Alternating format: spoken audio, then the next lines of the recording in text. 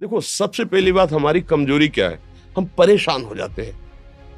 संसार में देखो तो परेशान, परमार्थ की तरफ देखो तो हम परेशान हो। ये हमारा आदत स्वभाव बन गया परेशान होना। थोड़ा सा धैर्यवान बनो, गंभीर बनो। कोई इस भारी से भारी विपत्ति में परेशानी स्वीकार करके विपत्ति से थोड़ी निकला जाता। सुलझो, ठीक है, ये विपत्ति आई, समस्या आई, इसका समाधान होगा। ऐसा थोड़ी कि हमें नष्ट कर देगी। अगर अभी हमारी बड़ी हानि हो जाती है, हम कल इससे बड़ा लाभ प्राप्त कर सकते हैं। हमको एकदम बिल्कुल गंभीर रहना है, इतने कमजोर नहीं बन जाना। अब वो गए तो क्या होगा, अब वो वस्तु गई तो क्या, पद गया तो क्या होगा। प्रयास किया था, ये पद मिला था, इससे बड़ा पद प्राप्त करूंगा, मैं इससे बड़ा महान बनूंगा। ठीक है, एक बार गिर गया, गलती हो गई, दंड भोगूंगा, फिर इससे ज्यादा संयम में रहूंगा। बिल्कुल मतलब एकदम फ्रेश दिमाग रखना चाहिए।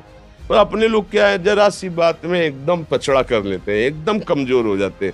ये बिल्कुल ठीक नहीं है। हम जीवन भर की यात्रा की बात कह रहे हैं, भारी से भारी कष्ट में भी मुस्कुराना, तो हमें बल मिला है, हमें भगवान की कृपा का दर्शन हुआ है, हमें उनका दुलार दिखाई दिया है।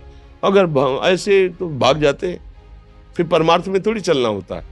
आज जो आप सुन करके लाभ लेने की चेष्टा कर रहे हो ना, ये केवल प्रवचन नहीं है, ये जीवन है।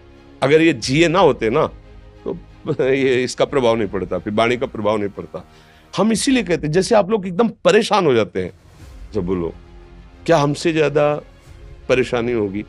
दोनों किडनी खराब, दवाई लाने के लिए पैसे नहीं, पानी रखा है हम उठ के पी नहीं सकते, भीषण शरीर में कष्ट, भीषण बुखार, क्योंकि किडनी फेल, जरा में बुखार, खाने को क्या, रोटी मांग के लाओ। अगर वहां सब्जी मिलती है तो लाल मिर्च ऐसी पड़ के मिलती थी कि वो पा नहीं सकते थे। आप सोचो, पानी लाना है तो मुझे लाना है, पीना है तो मुझे पीना है।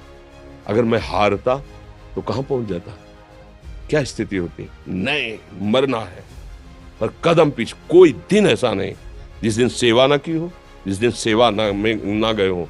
गुरु जी की सेवा में जाना है, पहले अपने को स्वस्थ साबित करना है, नहीं वो सेवा नहीं लेंगे।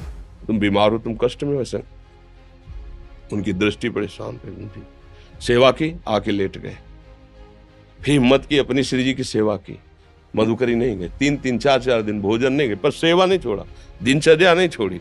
और उसका प्रधान कारण संयम, ब्रह्मचर्य, भगवत आश्रय, नाम जप, कभी हारने नहीं दिया। अभी भी थोड़ी देर बाद डायलिसिस शुरू हुआ। हारने, आपको हारे हुए नजर आ रहे हैं? शरीर में पीड़ा है, किडनी फेल है, ऐसा तो हम स्वस्थ बैठे हैं, पीड़ा है, बार बार प्यास लगती है, थोड़ा थोड़ा पानी मिलता है, लेकिन हम आनंदित हैं, हम प्रसन्न हैं। हम लड़ाई में हारे नहीं हैं, ना हारेंगे, हम जीत चुके हैं। हम अपने मालिक के भरोसे में अपना सब बात, तो वो ये हम अपनी बड़ाई नहीं बता रहे, हम आपको बता रहे समस्या। सोचो, तुम्हारे पास तो माँ है, भाई है, बहन है, परिवार है, कोई ना कोई तो है ना। मेरा किसी ने कभी जीवन में ध्यान भी नहीं दिया। क्यों? बचपन से बाबा जी बन गए, किसी से प्यार नहीं, किसी से संबंध नहीं, कोई जानकारी नहीं, हम कहाँ हैं, वो कहाँ, किसी से कोई मतलब नहीं। अच्छा, जवान साधु कौन श्रद्धा करे? कभी गांव जाने की हिम्मत नहीं पड़ती कि रोटी मांग ले, पता नहीं लोग क्या सोचेंगे, क्या भावना कर ले। हम दरवाजे पे खड़े हैं, क्या कैसी भाव, जो हमारे सामने आकाश वृत्ति से आया यौवन अवस्था में, वही पाया, अन्यथा भूखे रह गए। जब हम हर समय अपने को विवेक के द्वारा सावधान रखे, तो हम कभी निराश नहीं हुए, कभी उदास नहीं हुए, कभी ऐसा नहीं लगा कि यार हम दुखी, कभी नहीं लगा। उसी का फल है कि उस सुख का संकेत मिल गया जहां दुख की निशानी भी नहीं। वही उसी के बच्चे हो, हम सब उसी धातु से बने हुए हैं। हम इतना क्यों परेशान हो जाते हैं? हम ये देखते हैं, अपने लोग थोड़ी बात बिगड़ गई परेशान, नहीं बिगड़ी तो बिगड़ जाने की संभावना में परेशान है।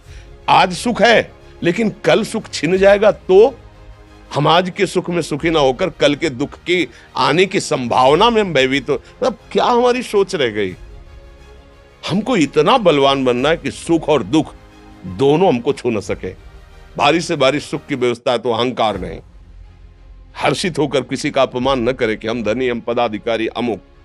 भारी से भारी दुख आया तो हमें किसी के सहयोग की जरूरत नहीं, हम फिर अपने कदम बढ़ाएंगे, हम फिर जुड़ी हुई अपनी भावनाओं को सजाएंगे। मस्त जीवन एकदम। तुम अविनाशी के बच्चे हो। शेर का बच्चा भेड़ों के बीच में फंसकर म्यों म्यों बोल रहा है, बस अगर दहाड़ना सीख जाए तो कोई भी उसे परास्त नहीं कर सकता। ऐसे भगवद अंश, तू प्रपंच में फंसकर अपने को इतना दीन क्यों देख रहा है? तू ऐसा है कि भगवान के दिव्यास्त्र में भी ताकत नहीं तेरे को मार सके। तू अविनाशी का अविनाशी बच्चा है। विनाशी भोगों को, विनाशी शरीर को मैं मान के इतना भयभीत, इतना दुख ठीक नहीं। ये सबके लिए, केवल एक के लिए नहीं। आप समझो, आप लोग सोचते हैं हम गृहस्थ होकर भला ऐसी स्थिति कैसे। जनक जी सुखदेव जी के गुरु हैं और राजा हैं, महल है, रानियां हैं, नौकर है, चाकर।